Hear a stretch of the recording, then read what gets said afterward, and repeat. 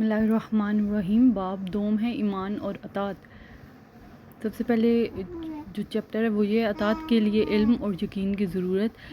پچھلے باب میں تم کو معلوم ہو چکا ہے کہ اسلام دراصل پروردگار کی اطاعت کا نام ہے۔ اب ہم بتانا چاہتے ہیں کہ انسان اللہ تعالیٰ کی اطاعت اس وقت تک نہیں کر سکتا جب تک اسے چند باتوں کا علم نہ ہو اور وہ علم یقین کی حد تک پہنچا ہوا نہ ہو۔ سب سے پہلے تو انسان کو خدا کی ہستی کا پورا یقین ہونا چاہیے، کیونکہ اگر اسے یہی یقین نہ ہو کہ خدا ہے تو وہ اس کی اطاعت کیسے کرے گا۔ اس کے ساتھ خدا کی صفات کا علم بھی ضروری ہے۔ جس شخص کو یہ معلوم نہ ہو کہ خدا ایک ہے اور خدائی میں کوئی اس کا شریک نہیں، وہ دوسروں کے سامنے سر جھکانے اور ہاتھ پھیلانے سے کیوں کر بچ سکتا ہے۔ جس شخص کو اس بات کا یقین نہ ہو کہ خدا سب کچھ دیکھنے اور سننے والا ہے اور ہر چیز کی خبر رکھتا ہے، وہ اپنے آپ کو خدا کی نافرمانی سے کیسے روک سکتا ہے۔ اس بات پر جب تم غور کرو گے تو تم کو معلوم ہوگا کہ خیالات اور اخلاق اور اعمال میں اسلام کے راستے پر چلنے کے لیے انسان میں جن صفات کا ہونا ضروری ہے وہ صفات اس وقت تک پیدا نہیں ہو سکتی جب تک کہ اس کو خدا کی صفات کا ٹھیک علم نہ ہو، اور یہ علم بھی محض جان لینے کی حد تک نہ رہے بلکہ اس کو یقین کے ساتھ دل میں بیٹھ جانا چاہیے، تاکہ انسان کا دل اس کے مخالف خیالات سے اور اس کی زندگی اس علم کے خلاف عمل کرنے سے محفوظ رہے۔ اس کے بعد انسان کو یہ بھی معلوم ہونا چاہیے کہ خدا کی مرضی کے مطابق زندگی بسر کرنے کا صحیح طریقہ کیا ہے، کس بات کو خدا پسند کرتا ہے تاکہ اسے اختیار کیا جائے اور کس بات کو خدا ناپسند کرتا ہے تاکہ اس سے پرہیز کیا جائے۔ اس غرض کے لیے ضروری ہے کہ انسان کو خدائی قانون اور خدائی ضابطے سے پوری واقفیت ہو، اس کے متعلق وہ پورا یقین رکھتا ہو کہ یہی خدائی قانون اور خدائی ضابطہ ہے اور اسی کی پیروی سے خدا کی خوشنودی حاصل ہو سکتی ہے، کیونکہ اگر اس کو سرے سے علم ہی نہ ہو تو وہ اطاعت کس چیز کی کرے گا، اور اگر علم تو ہو لیکن پورا یقین نہ ہو یا دل میں یہ خیال ہو کہ اس قانون اور اس ضابطے کے سوا دوسرا قانون اور ضابطہ بھی درست ہو سکتا ہے تو اس کی ٹھیک پابندی کیسے کر سکتا ہے۔ پھر انسان کو یہ بھی معلوم ہونا چاہیے کہ خدا کی مرضی کے خلاف چلنے اور اس کے پسند کیے ہوئے ضابطے کی اطاعت نہ کرنے کا انجام کیا ہے اور اس کی فرما برداری کرنے کا انعام کیا ہے۔ اس غرض کے لیے ضروری ہے کہ اسے آخرت کی زندگی کا، خدا کی عدالت میں پیش ہونے کا، نافرمانی کی سزا پانے کا اور فرما برداری پر انعام پانے کا پورا علم اور یقین ہو۔ جو شخص آخرت کی زندگی سے ناواقف ہے وہ اطاعت اور نافرمانی دونوں کو بے نتیجہ سمجھتا ہے۔ اس کا خیال تو یہ ہے کہ آخرت میں اطاعت کرنے والا اور نہ کرنے والا دونوں برابر ہی رہیں گے، کیونکہ دونوں خاک ہو جائیں گے۔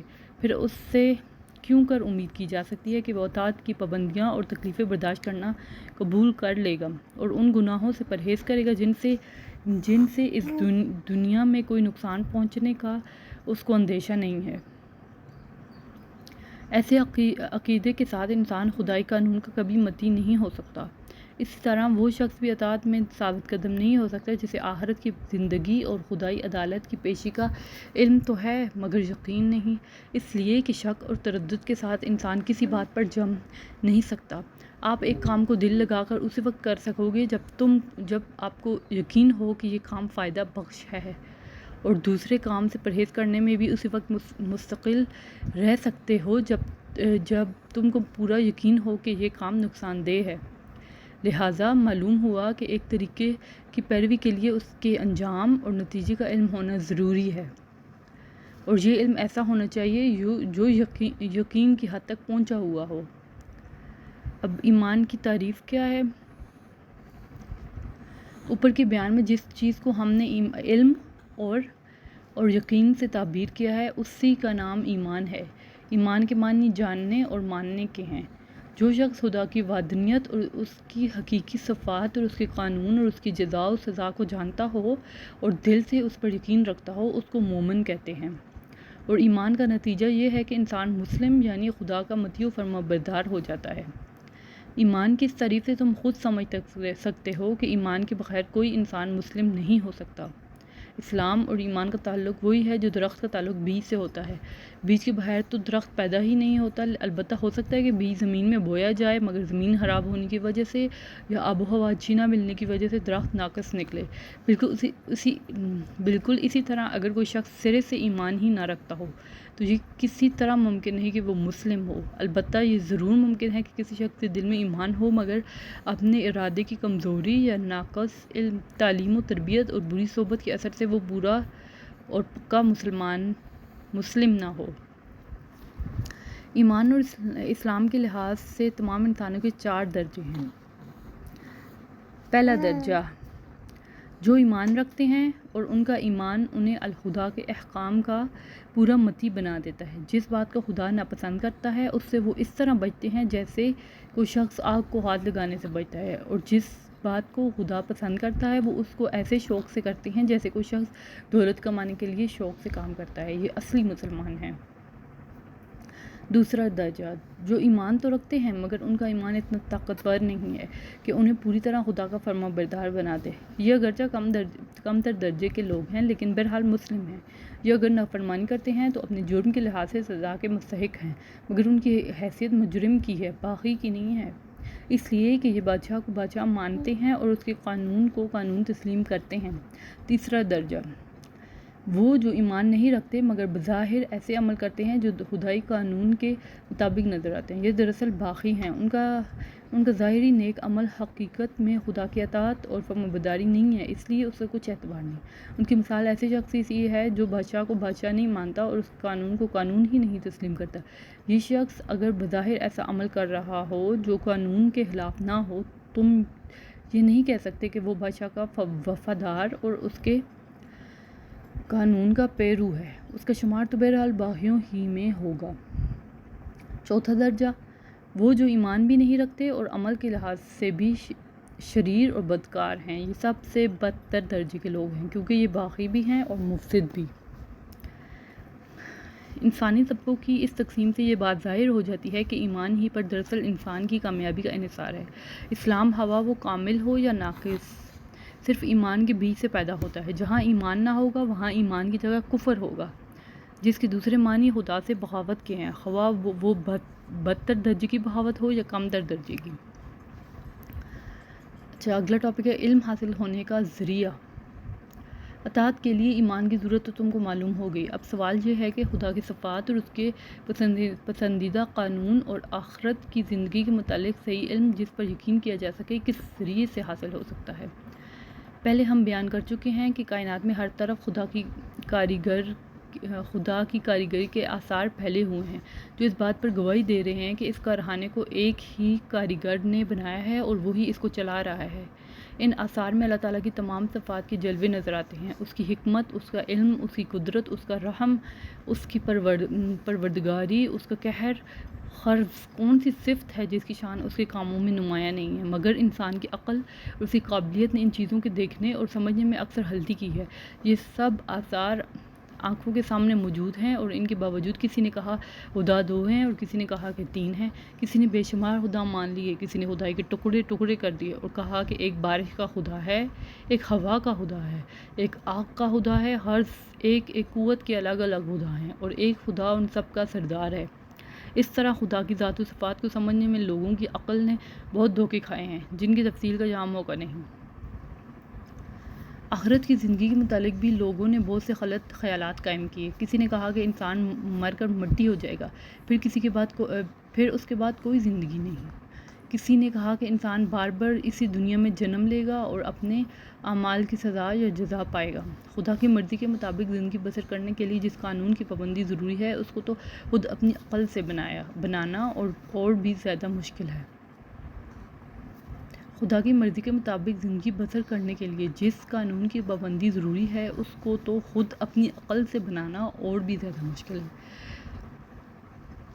اگر انسان بہت صحیح عقل رکھتا ہو اور اس کی علمی قابلیت نہایت اعلیٰ درجے کی ہو تب بھی سال ہا سال کے تجربے اور غور و خوض کے بعد وہ کسی حد تک ان باتوں کے متعلق رائے قائم کر سکے گا، اور پھر بھی اس کو کامل یقین نہ ہوگا کہ اس نے پورا حق معلوم کر لیا ہے۔ اگرچہ علم اور عقل کا پورا امتحان تو اسی طرح ہو سکتا تھا کہ انسان کو بغیر کسی ہدایت کے چھوڑ دیا جاتا، پھر جو لوگ اپنی کوشش اور قابلیت سے حق اور صداقت تک پہنچ جاتے وہی کامیاب ہوتے اور جو نہ پہنچتے وہ ناکام رہتے۔ لیکن اللہ سبحانہ و تعالیٰ نے اپنے بندوں کو ایسے سخت امتحان میں نہیں ڈالا، اس نے اپنی مہربانی سے خود انسانوں ہی میں ایسے انسان پیدا کیے جن کو اپنی صفات کا صحیح علم دیا، وہ طریقہ بھی بتایا جس سے انسان دنیا میں خدا کی مرضی کے مطابق زندگی بسر کر سکتا ہے، آخرت کی زندگی کے متعلق بھی صحیح واقفیت بخشی اور ان کو ہدایت کی کہ دوسرے انسانوں کو یہ علم پہنچا دیں۔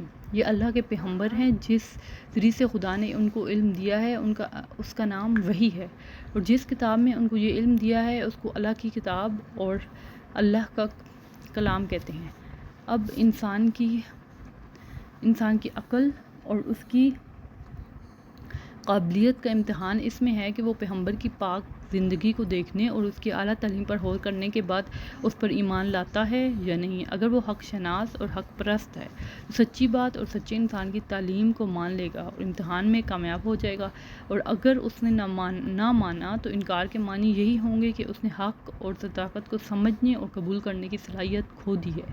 یہ انکار اس کو امتحان میں ناکام کر دے گا اور خدا اور اس کے قانون اور آخرت کی زندگی کے متعلق وہ کبھی کوئی صحیح علم حاصل نہ کر سکے گا۔